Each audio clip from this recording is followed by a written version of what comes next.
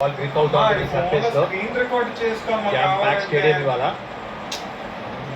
విరాట్ కోహ్లీ చూస్తాను చాలా మంది వచ్చి ఉంటారు, చాలా రోజుల తర్వాత హైదరాబాద్ లో ఆడుతున్నాడు.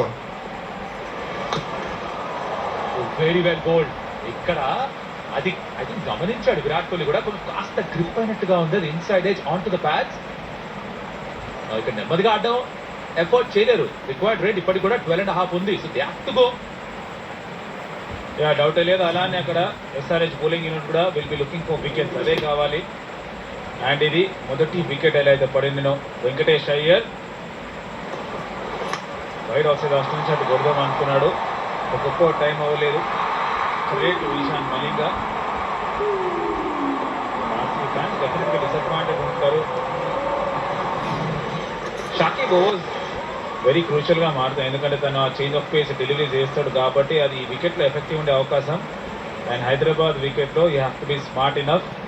తెలివిగా వేస్తేనే అక్కడ రిస్ట్రిక్ట్ చేయగలరు బ్యాటర్స్ ని.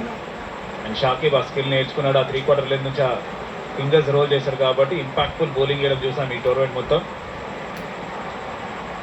మొదటి 3 balls కూడా స్కోర్ వన్స్ వేశాడు. 116, 111 2. అండ్ 3వ బాల్ కూడా 111 కిలోమీటర్స్ ఆ వేగంతో వేసినవే. ఎక్కువ వేగం ఇవ్వద్దని నిశ్చయించుకున్నట్టున్నాడు.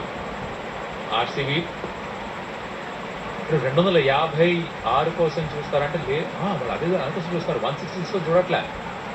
టాప్ టు కాదు, అది చూస్తుంది ఆ చేజ్ కోసమే, ఆ గెలుపు కోసమే చూస్తున్నారు. That's the mindset they have. Muralitharan one of the greatest bowlers. Crash చేశాడు కానీ కవర్స్ కి వెళ్ళింది అది. బోత్ ద టీమ్స్ చాలా అగ్రెసివ్ టీమ్స్.